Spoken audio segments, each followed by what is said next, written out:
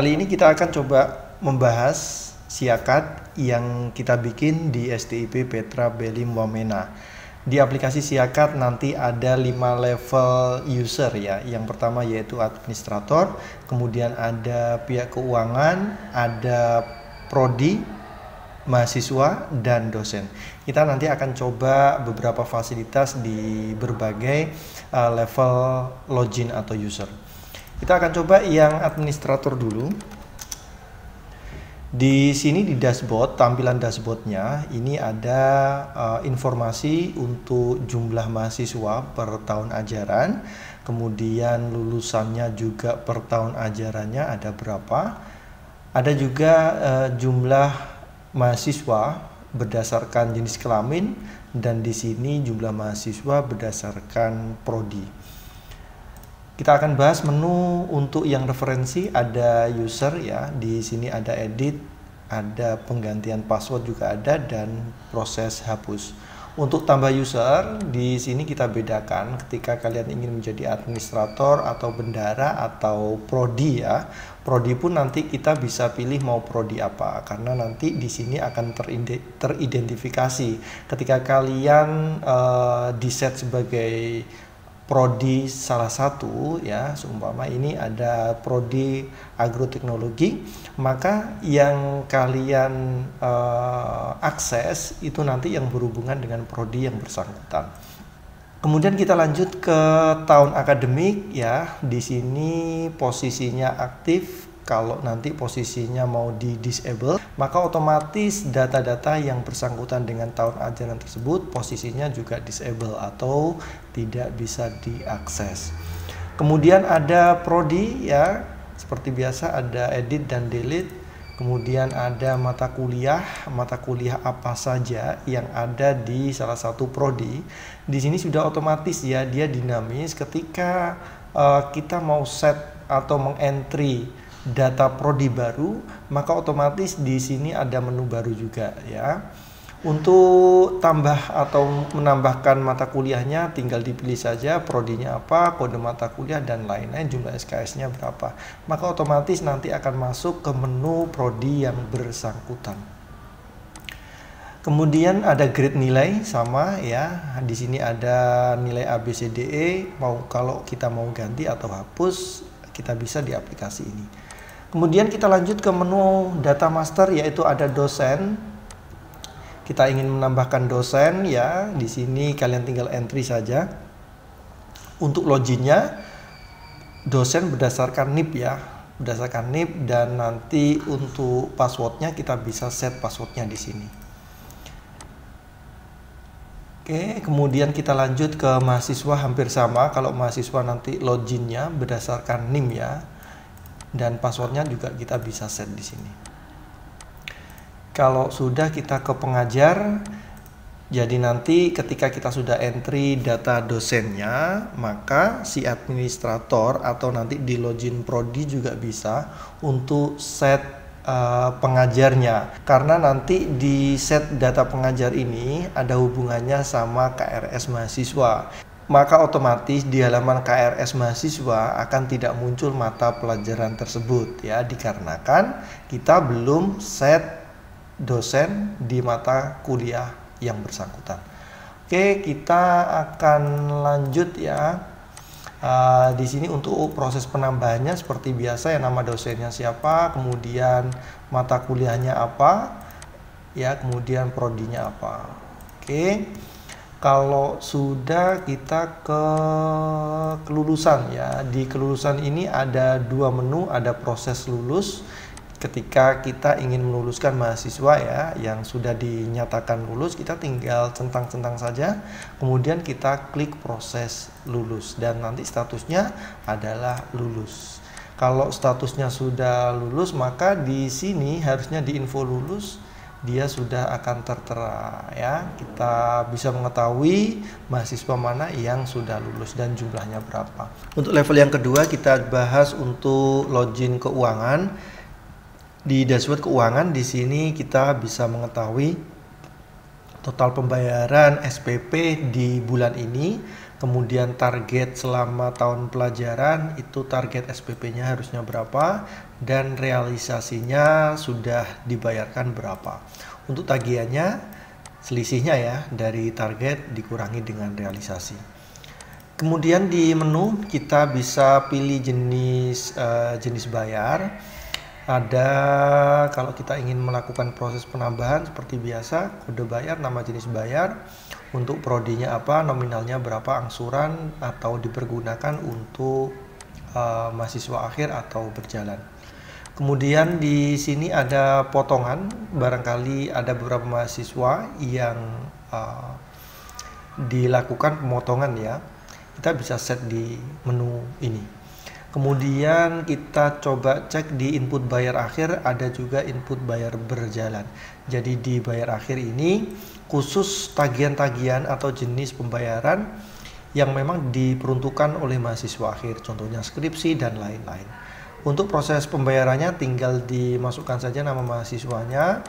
Kemudian di sini akan tertera mahasiswanya berapa, detail pembayarannya sudah akan muncul ya. Kemudian jika ada penambahan proses pembayaran, tinggal ditulis saja pembayarannya berapa. Khusus di halaman ini memang kategorinya atau pihak kampusnya memang menginginkan ada proses angsuran ya, maka saya buat seperti ini. Kalau tidak dibuat angsuran sih biasanya kita bikin secara otomatis berdasarkan referensi di jenis pembayarannya. Ini di jenis pembayaran kan ada nominal yang harus kita set di sini. Kalau memang diperuntukkan otomatis ya, tidak ada angsuran, maka saya ngambilnya bisa dari jenis pembayaran. Tapi berhubung di halaman ini nanti di menu input bayar berjalan pun dipergunakan untuk angsuran juga, diperbolehkan ya. Kemudian di posisi bawah ini di posisi harian ya, harian transaksi hari ini yang sudah dilakukan oleh pihak keuangan. Kemudian input bayar berjalan yaitu mulai SPP dan lain-lain. Caranya hampir sama, hanya bedanya di tabelnya ya. Di tabel bawahnya. Di tabel bawahnya di sini akan tertera beberapa tambahan untuk kolomnya. Kemudian di menu berikutnya ada laporan harian. Di laporan harian ada proses cetak dan lain-lain, insya Allah lengkap. Kemudian di bulanan kita bisa set mau lihat dari tanggal berapa sampai tanggal berapa. Dan kita juga bisa mengetahui tagihannya di NIM mahasiswa ini. Kita mau set tahun ajaran berapa, kalau mau dipilih salah satu tahun ajaran bisa. Tapi kalau ingin dilihat atau melihat semua tahun pelajaran, maka tinggal dipilih aja yang all, kemudian diklik cari.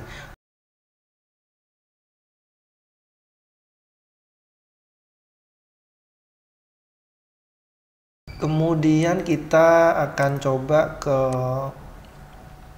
mahasiswa dulu ya. Di mahasiswa, oke. Di mahasiswa ini IPK-nya masih 0 karena baru, kemudian jumlah SKS-nya juga belum pernah mengambil. Tagihan pembayarannya dia ada di angka 2.300.000 sekian, dan total rinciannya yang sudah dilakukan pembayaran sekitar 2.690.000. Kita bisa cek untuk biodata mahasiswanya, kalau mau ganti password ya dipersilakan. Kemudian di KRS ya, di KRS ini ada 4 menu yang ada di atas, yaitu pengajuan KRS, kemudian menunggu, disetujui atau ditolak. Jadi nanti alurnya ketika mahasiswa sudah melakukan proses pengajuan KRS, otomatis dia akan masuk ke menu menunggu ya. Yang meng-approve yaitu pihak prodinya. Kalau pihak prodinya menyetujui, maka akan kembali atau beralih datanya ke disetujui. Kalau ditolak, maka akan muncul di menu ditolak. Untuk mata pelajaran yang ada di sini itu adalah mata pelajaran yang sudah di-set ya di administrator, sudah di-set bahwa mata pelajaran ini dilakukan si pengajarnya, si dosen ini. Kemudian bagaimana caranya untuk mengajukan sebuah KRS? Ada beberapa filter ya yang sudah saya terapkan. Yang pertama yaitu pembayaran. Kalau SPP-nya memang di tapel atau di semester ini dia belum melakukan proses pembayaran, maka di pengajuan KRS kalian juga tidak bisa. Kemudian yang filter yang kedua yaitu jumlah KRS-nya. Kalau kalian mengajukan KRS lebih dari 24, maka di sistem akan terfilter. Dan yang ketiga yaitu untuk mata pelajaran prasyarat. Kalau prasyaratnya mata pelajaran prasyaratnya nilai kalian D ya atau tidak tuntas, maka kalian tidak bisa mengambil mata pelajaran tersebut. Kita contohkan, kita ambil semua melebihi 24, apakah bisa? Maka statusnya dia akan ditolak. Oke, kemudian kita akan coba ambil beberapa ya mata pelajaran. Kemudian kita ajukan. Statusnya data pengajuan sukses dikirim, dan di halaman pengajuan KRS Anda sudah melakukan pengajuan KRS. Di menu menunggu, di sini tanggal ajuannya tanggal 7 dan statusnya adalah menunggu disetujui ya, disetujui ini juga belum. Nanti kalau sudah di-approve sama dosen prodinya ya, maka akan muncul di menu disetujui. Kita akan coba ke prodi dulu ya. Untuk meng-approve yang tadi sudah diajukan, ada total mahasiswanya jumlahnya 2 di prodi agrobisnis, kemudian jumlah data KRS-nya belum ada ya, dan jumlah data belum KRS-nya 2. Oke. Tadi sudah ada yang mengajukan KRS tapi kan statusnya masih belum kita setujui, maka dia munculnya di sini. Total mata kuliahnya ada 12. Oke, sekarang di prodi itu ada menu-menu mata kuliah seperti biasa ya. Kemudian ada nama ruang, ada pembagian ruangnya ya. Di sini ada 2 menu, belum ada ruang, sudah ada ruang ya. Oke. Kemudian kita beralih ke KRS ya. Ini yang tadi sudah diajukan, ada pengajuan KRS. Mahasiswanya ini kemudian dia statusnya diajukan. Kita lihat sesuai apa enggak. Kalau sudah sesuai, maka si prodinya bisa melakukan setuju atau ditolak. Kita setujui. Sesuai. Oke, kita ke menu yang KRS tadi ya. Pengajuannya tidak ada. Yang sudah kita setujui ya, dosen atau prodi menyetujui tadi itu, kita bisa lihat statusnya. Oke. Kita ke mahasiswa lagi ya, yang tadi statusnya sudah disetujui. Oke, kita ke menunggu disetujui, ini ya tadi yang disetujui ya, ada 17 SKS. Oke. Kemudian di KHS ini belum muncul ya, karena kan nilainya belum di-entry oleh si dosen. Kita ke dosen ya. Oke, si dosen akan bisa mengetahui jumlah mata pelajaran yang diajarkan ya, kemudian jumlah mahasiswanya berapa, sudah dinilai apa enggak, atau yang belum dinilai berapa, untuk informasi dashboardnya. Kita cek mahasiswanya ada 1, di dosen ini dia mengajar bisnis syariah dan kalkulus. Oke. Kalau si dosennya di set lagi di administrator mata kuliah yang baru, maka otomatis di sini akan muncul lagi, sifatnya dia dinamis sekali. Oke, kemudian di entry nilai, ini tadi mahasiswa yang sudah mengajukan KRS ya. Kemudian si dosen akan melakukan nilai. Oke, kita kasih nilai B. Kemudian keterangannya belum dinilai ya, di sini kita bisa set simpan. Maka otomatis nilainya akan tersimpan B, statusnya sudah dinilai, dan si dosen bisa melakukan edit data ya, atau menghapus data. Oke.